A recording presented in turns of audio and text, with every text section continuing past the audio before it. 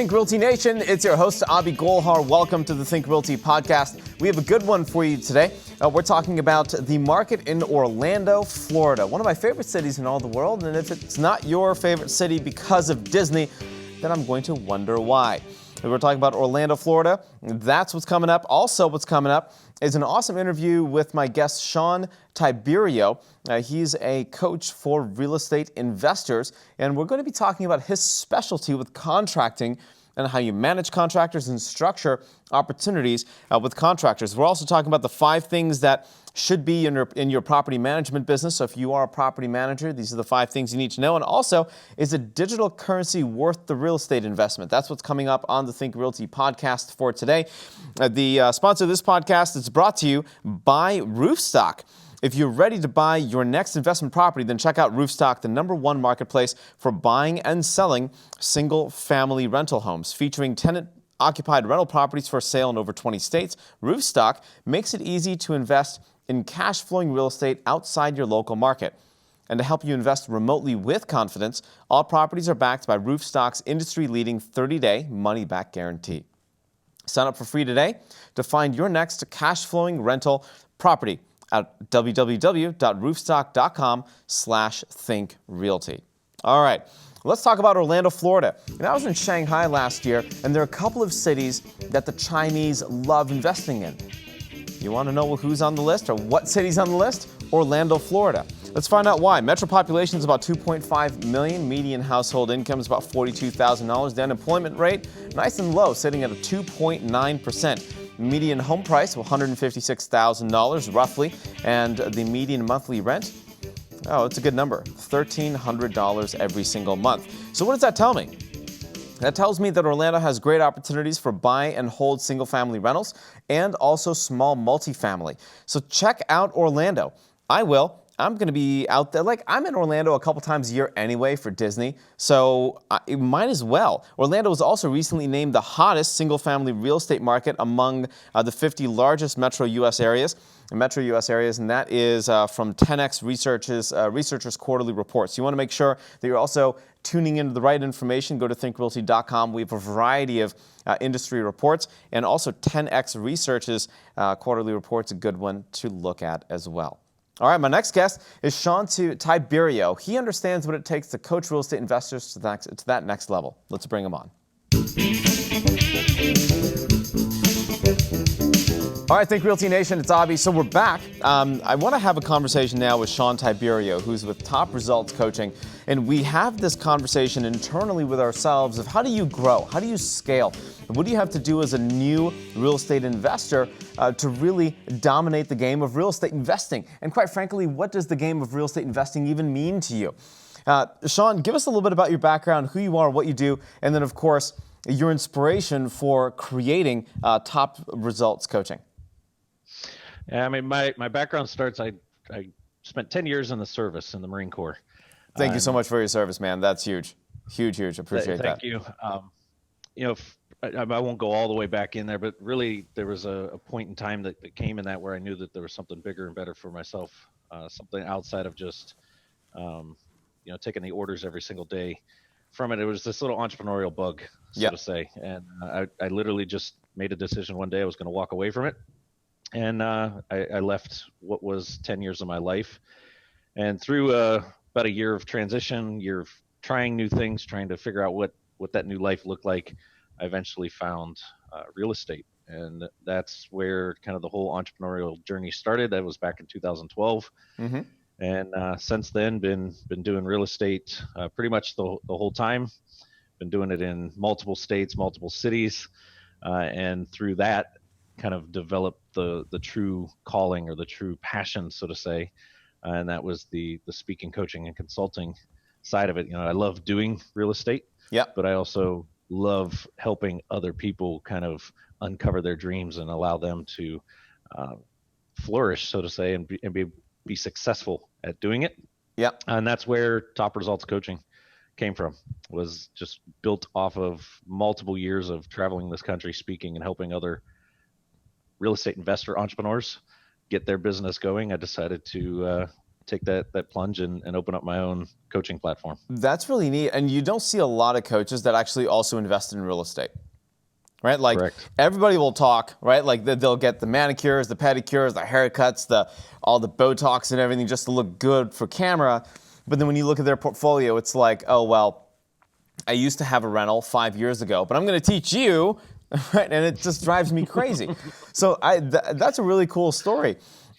And you have a very specific expertise, which is in construction, and that is a really tough nut to crack for a lot of folks getting into the game. And you talk about where the rubber meets the road, your renovation budget, your timelines, your carrying costs.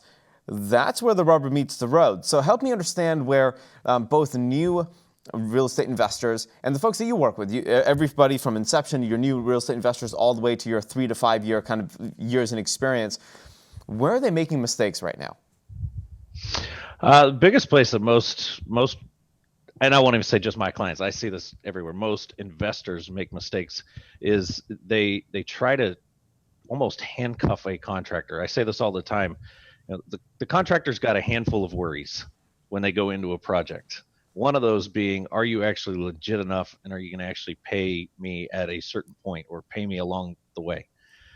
And what I see a lot of young investors doing is they get taught by, as you said, these people that just pretty themselves up for camera to push all of this stuff to the end, force this contractor to do all these things, and they lose the fact that you're creating a culture here. You're creating a team.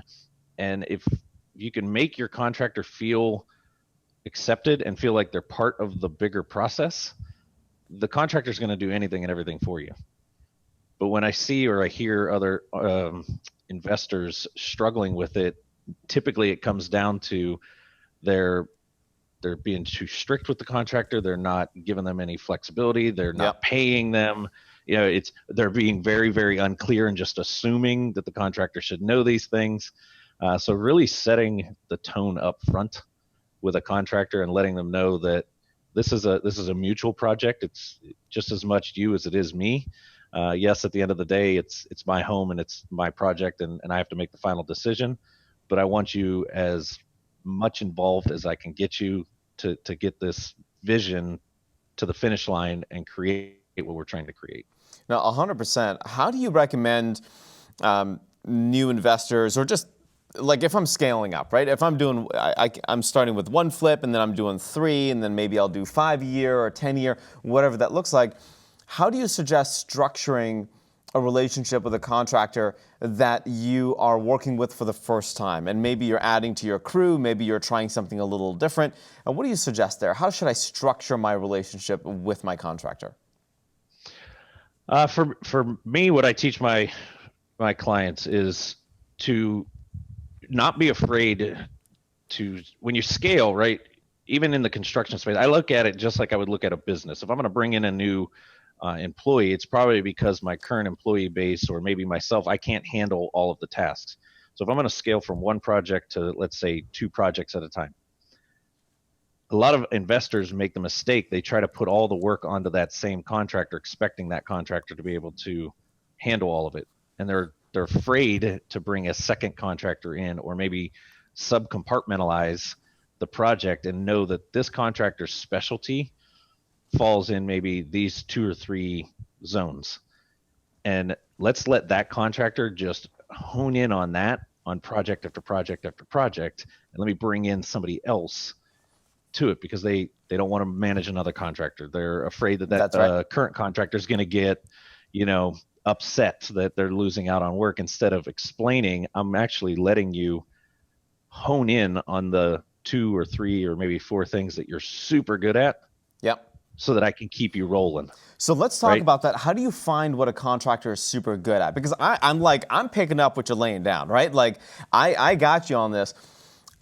How do I know a contractor is good at, say, 1, 2, 3, 4 things, and then bringing in another contractor to fill in the gaps, so to say?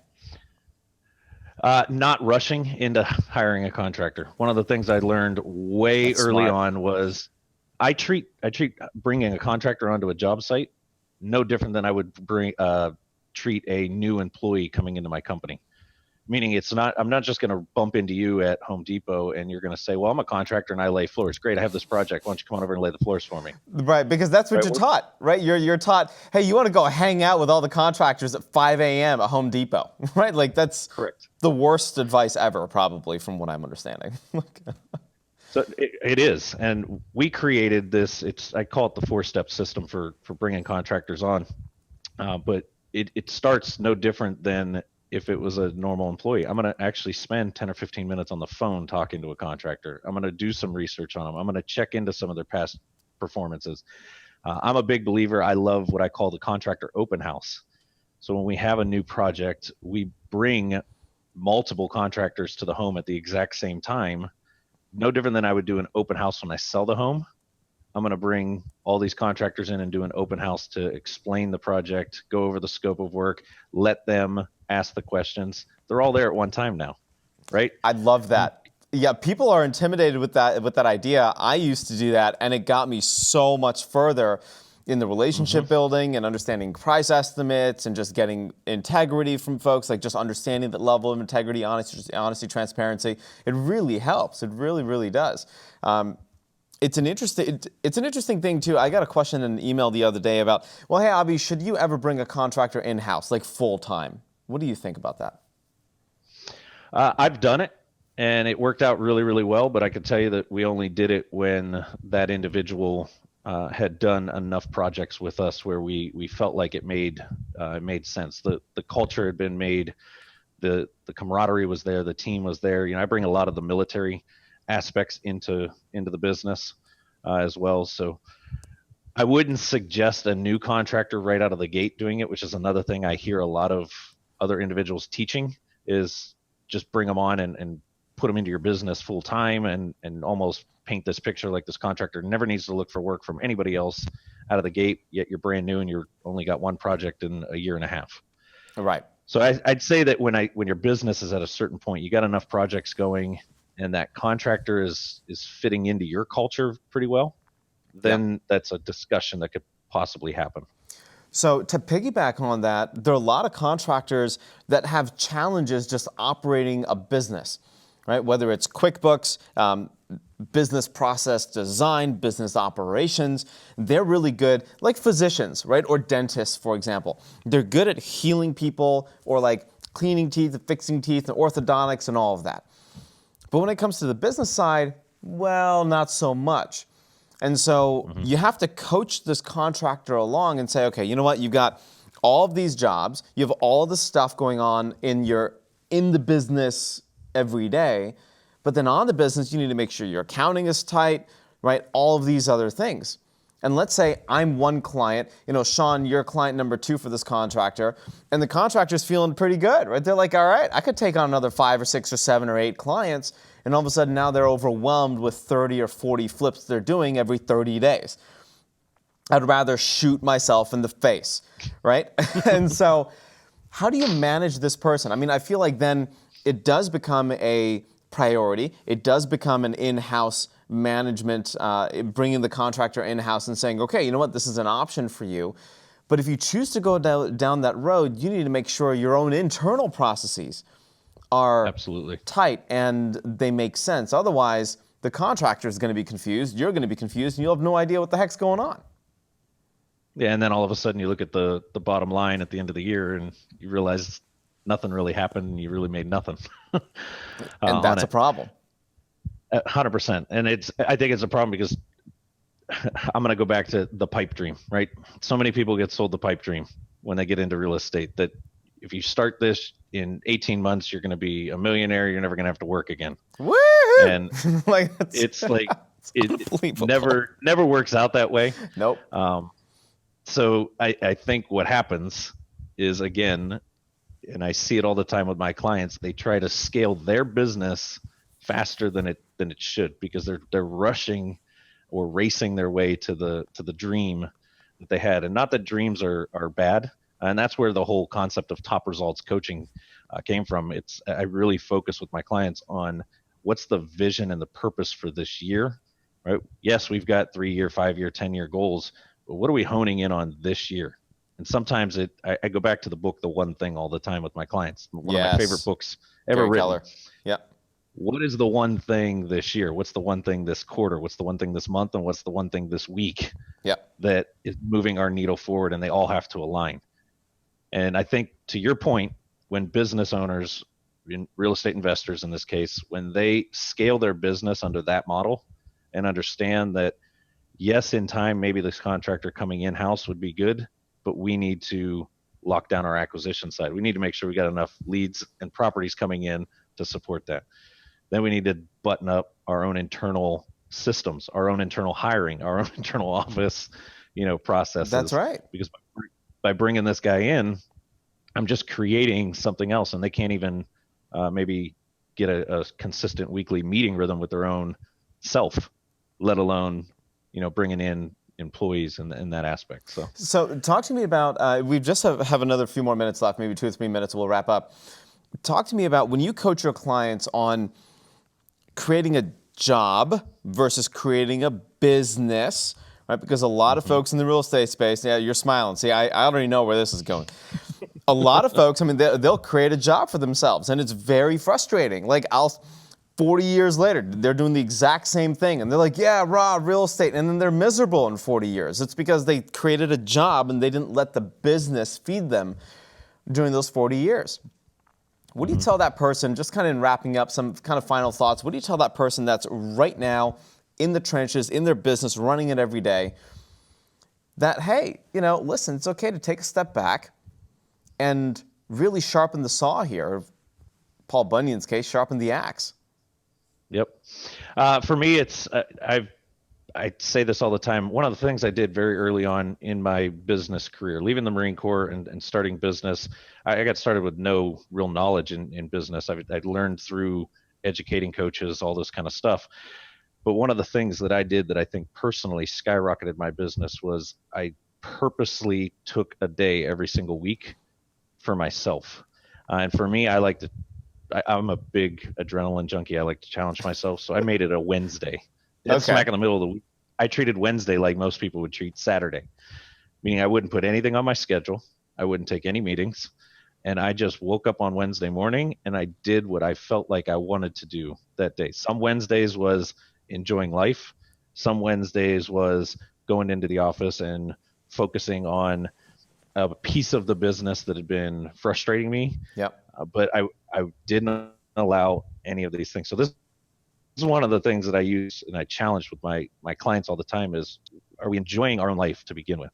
Because if you want to create a business, then you need to start treating it like a business. And business owners are not afraid to take a day to themselves. They're not afraid to, now I'm not saying everybody has to do it on Wednesday, right? But a business owner is not afraid to take a day and, to your point, take that step back and use it for whatever. Let me just spend a day hanging out with my contractors on a job site or with my acquisition team or and just watch. You're not there to do anything other than just pay attention to what's happening with your business. You hit the nail right on the head. Just watch. Just watch and observe and see what happens. And then you can use your observations to your benefit later when you have a team meeting and saying, hey, this is what I witnessed. I didn't even open my mouth. I didn't say anything. I didn't fire anybody. I didn't say anything to anybody. And then take that information and make a better process out of it. Shawn, thanks so much for joining me. I certainly appreciate it. What's the best way to reach you? If I'm new and I need coaching, right? Like, how do I get in touch? What do I got to do? Fastest way is ShawnTiberio.com or at Shawn Tiberio on any single social media platform. Facebook, Instagram are my two biggest ones. So just at Shawn Tiberio on there, or ShawnTiberio.com is the fastest way to the website, and then you can get in touch with me off of any of those platforms. Shawn, I appreciate it, man. Thank you so much. I appreciate it. It was fun, and we'll see you guys soon. You got it. This segment is brought to you by Narada Real Estate Investments, your premier source for cash flow investment property. Visit www.turnkeyrealestateinvestments.com. All right, so there are 5 things that you need to know as a property manager that you should include in your agreements with your clients. Let's start with number 5, how to end the relationship properly. Now, at some point in time, your client or you will want to say, thank you, goodbye, auf Wiedersehen. And if that is the case, you need to be able to point to a document that says, hey, here it says right here in paragraph 5 of subsection B on the 15th page. I hope your agreements aren't that long. That, listen, here's how we're going to end the relationship. If there's any type of misconduct, these types of things absolutely need to be outlined. Any breach of protocol, breach of agreement. So as long as you have your exit strategy in place, just like you would for any type of flip, you're covered. Number 4, insurance. Who's getting the insurance on the property? Will it be you, the property manager? Will it be the client, the investor? Who's responsible for that? And boom. If you're not outlining that in your relationship, in your agreement, guess what? You're dropping the ball as a good property manager. Number 3, who's controlling payments and the expenses here? Now, I think the property managers need to have a certain line item that, hey, you know what? Absolutely handle, right? If it's $50, $100, $200, $500, work with your client, work with your investor client to determine what that budgetary expense will be. And then, of course, for major expenses like roof damage or anything like that, then, of course, call your client and let them know that, hey, this is quite an expense and it doesn't fall in line with what we had discussed as the maximum amount that I can spend on repairs, etc. So that also needs to be clearly outlined. That's number 3. Number 2, your duties as the property manager. Bullet point, bullet point, bullet point, bullet point. There's some property managers that are more hands-off than others. What are your duties? Write them down. Most importantly, for these duties, how much are you getting paid? Is it a flat fee? I know Renter's Warehouse, they are a flat fee model. There are other models that are more percentage-based, of course. And of course, is this an Airbnb model anyway? For Airbnb, you're probably looking at 15 to 20% just managing the property because of all the turns. You're kind of treating it like a hotel. If it's more of a long-term tenant, then you're looking at like 6 to 7 to 8%, unless you're Renter's Warehouse, in which case you've got an excellent flat fee model there. So think about these things. You got those 5. Let's recap them. Ending the relationship, number 1. Number 2, insurance. Number 3, expense payment and control. Number 4, you have manager duties. And then number 5, most importantly, your compensation. All right, so let's talk about digital currencies. Is digital currency a worthwhile pursuit for real estate investment? And I don't know how to really feel about this. Like, I understand blockchain technology to a degree. Do I think blockchain has the ability and will absolutely, like, transform the real estate industry altogether? Yes. Because you have honesty, you have transparency, and you have a record. You've got a ledger, and nobody can mess around with that ledger. So from a technology perspective, I think blockchain is really going to make some good headwaves. But in a recent article on Realty Biz News, we're talking about real estate investment. And I thought, well, geez, I'm not entirely sure. They're saying it makes sense. So, quote, while it still has some distance to cover before it becomes really kind of like a household name, the answer to this question is absolutely yes. Websites covering the trading of goods and services for cryptocurrencies have become available for some time. And major websites like Bitcoin Real Estate offer enormous opportunities for investment on this front and are available for Bitcoin, Ethereum, Litecoin, etc.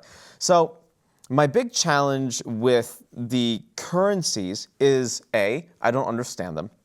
And so maybe this will work and maybe it won't. I still feel there needs to be a little more regulation. I still feel there needs to be some level of comfortability. But, I mean, if you go to Bitcoin Real Estate, and I'm on their site, I mean, you've got properties covering dozens of countries. You've got cheap rental properties to luxury penthouses and everything in between. So if I were you and I were interested in looking at this, I would ask myself a couple of questions. 1, do I understand the cryptocurrency game? 2, do I understand blockchain? 3, am I comfortable buying an asset digitally in this space? And if the answer is yes, give it a shot. If the answer is no, then hey, no big deal. Let this mature a little bit, see what happens, learn from the mistakes of all these early adopters, and then go buy in. That's okay. This podcast is brought to you by Roofstock. If you're ready to buy your next investment property, then check out Roofstock, the #1 marketplace for buying and selling single-family rental homes. Featuring tenant-occupied rental properties for sale in over 20 states, Roofstock makes it easy to invest in cash-flowing real estate outside your local market. And to help you invest remotely with confidence, all properties are backed by Roofstock's industry-leading 30-day money-back guarantee. Sign up for free today to find your next cash-flowing rental property at roofstock.com/thinkrealty. That's the show today. Get in touch. Super easy. You know how to do it. Go to thinkrealty.com. You can find me anywhere online at Abhi Golhar. I love Instagram and LinkedIn lately, so really reach out to me there if you have some questions. Happy to answer them one-on-one. And Think Realty Nation, until next time, happy investing.